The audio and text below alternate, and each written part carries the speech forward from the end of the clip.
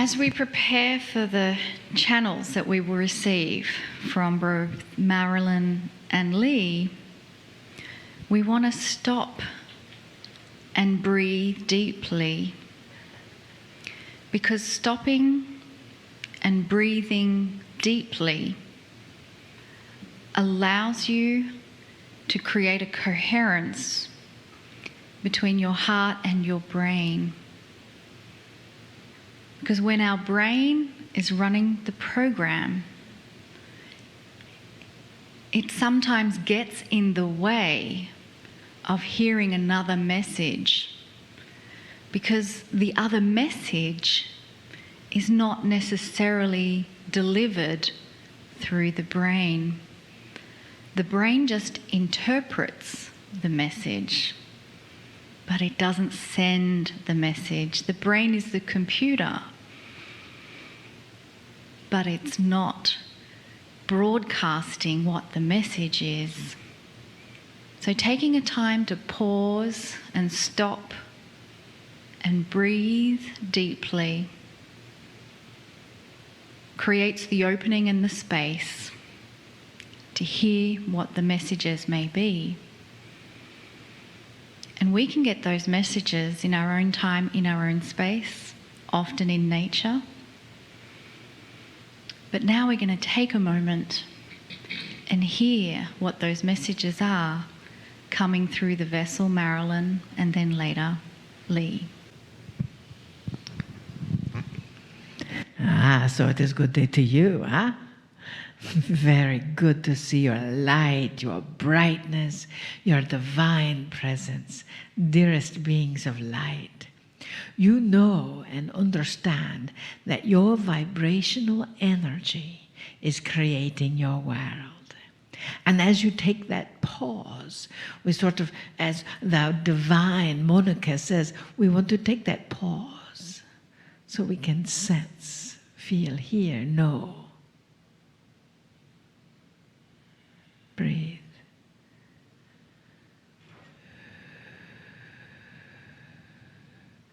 We do not know why. Sometimes when we say, as Monika, the divine Monika did, they take a pause, why you stop breathing.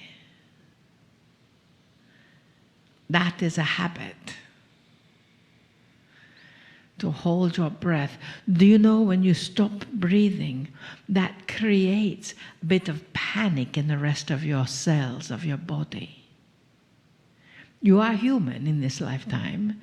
We know for some of you that may be a shock, but you are human. And that breathing energy brings you present. It brings you into this moment right here. You can't breathe into the past, you can't breathe into the future. It brings you right here. And when you are trying to hear something, trying to sense something and working very hard on your innate and saying, be louder, you're not being present. You're being in the past because maybe you did not have a good experience the last time, or you're in the future wishing for something to happen. So stop, pause, breathe, in and out. That brings you into this moment. And then allow your sensory experience to commit and trust it. You see, so many times we second guess ourselves. That is why when you do your practicing exercises, ask yourself, did I second guess? Or did I pick the right one the first time and think, oh no, that's not quite it. Huh? You understand that first instinct, that's the one you were born with. That first energy, that is your innate. That is the energy of Source working through you to accommodate what you have already asked. So when you already ask, I am an open vessel, ready to receive whatever is in my highest good, or my highest joy. And then we take a breath. And we trust that energy so completely. In our own stillness, that is when the information comes. However, if you say to yourself, okay, I trust that I am given the guidance clearly and concisely that is in my highest good or my highest joy, and I know it is there even though normally it is not. What happens? That normally it is not becomes your purchase order. Normally it is not becomes the energy that is louder. So what energy would you like to present to the universe? What energy would you like to present to the source of all that is within you, in every cell of your body? The source only says yes to every single thought. Yes to this thought, yes to that thought, yes to your experience. But you can't say yes, but. There's a but in everything, yes? No, there is not.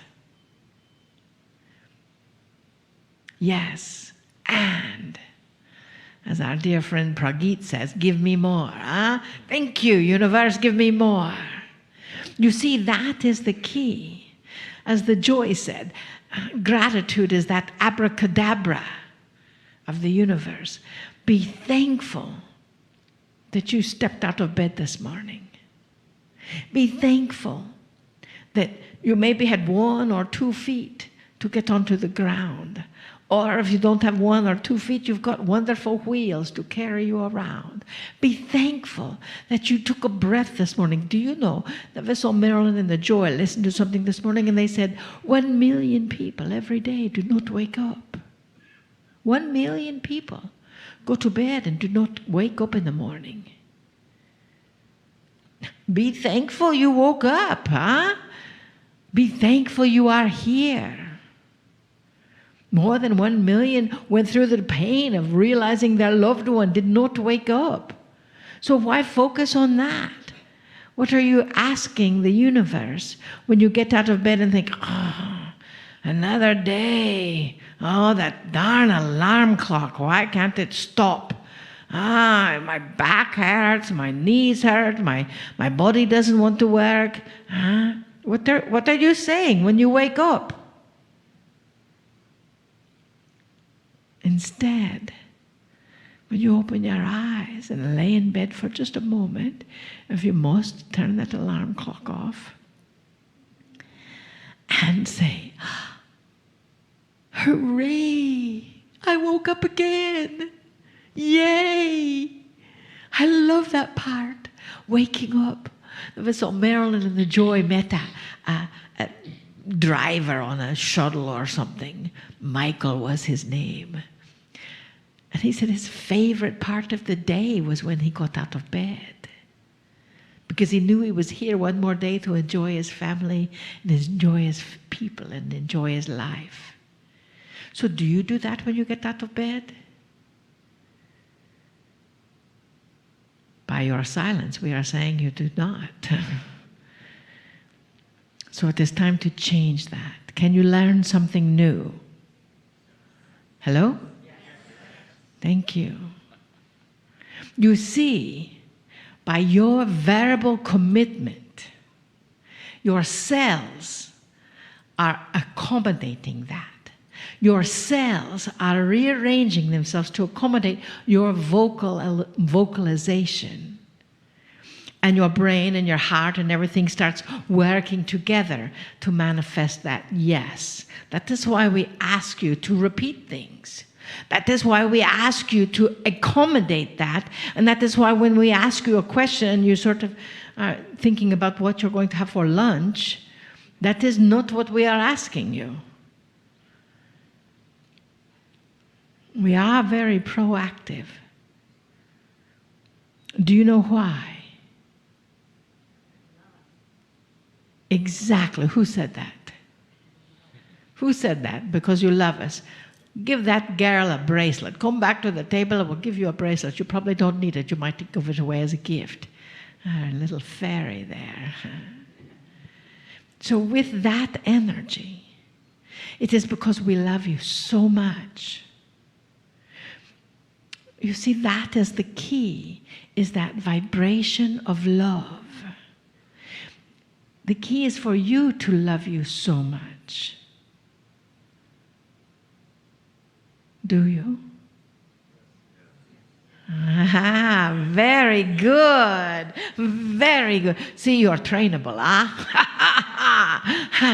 And that is the key. With your innate, with your knowledge, with your intuition, with your ability to teleport, when you practice on something long enough, it is possible.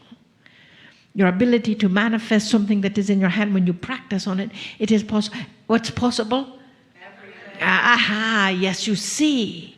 That is the key, is to know beyond a shadow of a doubt that you are indeed the trustworthy ones.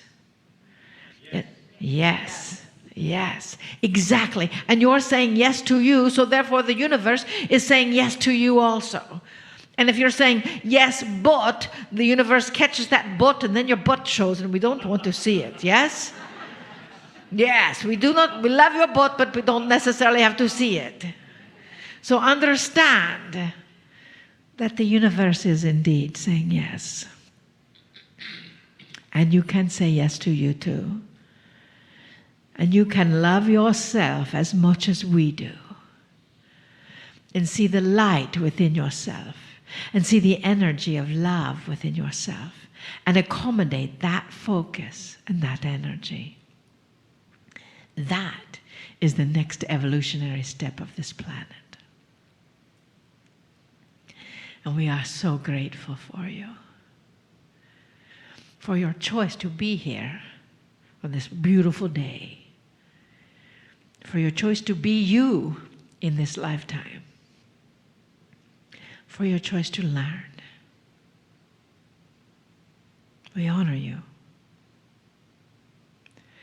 We love you. And we bid you namaste. Namaste.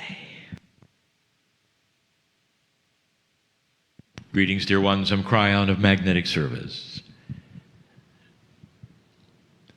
If you've just tuned in to this message, this is a day of explanation and examination of a relationship. And the relationship actually may surprise you. It's called How to Understand That Which is Your Innate, to expand that which is your understanding of things that come with you at birth. And in that there is a lesson. And if you've listened to the teaching of Adirondha, she speaks of habits and fears and all these things that would get in the way of where innate is supposed to take you through intuition. I want to add to that. And it's not going to be a different message at all. It's going to be the same message. Because these things are true. And as you hear them, they would be self-evident. Dear ones, when you come into this planet and you start to grow up, there are certain things that are innate. My partner has mentioned some of the research that has been done by those spiritualists. But you don't have to have research. Just look around the planet. How many people are invested in belief systems that would include the fact that when they die, their soul goes somewhere else? And the answer to that, simply by the membership in spiritual systems, is most. Most human beings on this planet, overwhelming majority, believe there is something after you die. That is the definition of an innate knowledge. So it's not simply wishful thinking when those in tribes that you'll never meet will then acknowledge, perhaps in their writings later or their oral traditions, that indeed they go somewhere else when they die. This is not a product of marketing. It's innate. Therefore, you could say that humanity in general is aware that there is something bigger than themselves. This then becomes whatever you want to say. It's God, it's spirit, it's a creative source. That is then also the seed creation of so many belief systems, but they all end up in the same place. When you die, you really don't. That there is a spark, a consciousness, a beauty that continues. So if there is more, is that spark available while you're alive? And the answer is yes. It's not an intellectual discussion, dear ones. It's not even an emotional one. It's an innate one. You sit and you look at one another and you say, innately, do you believe that there is a beautiful energy in you, the one that's called consciousness, the one that keeps going after you die, that maybe you might be able to access while you're here? The consensus is yes. What happens next is interesting. Human nature and the very systems that create spirituality around you all seem to conspire to make it so that this source that you have inside is not really available. You have to go through someone else to get it, or you have to act a certain way in order to make its favor. And this all comes, dear ones, from a lower consciousness of fear, of the ones that would develop habits, as Adironda says, that don't make any logical sense. What kind of a habit is it where you would walk around and expect the worst things possible to happen to you? And where did that come from? It comes right from lower consciousness, often what you were taught, what you believe, what you see, and you don't really understand. There's something next to you right now with its hand out. This is the lesson of today. An expanded innate is one that expands the truth of what is really there. Some of you just went through an exercise of intuition. And the intuition would say, use that which is your pineal, your heart, your brain, connect them together.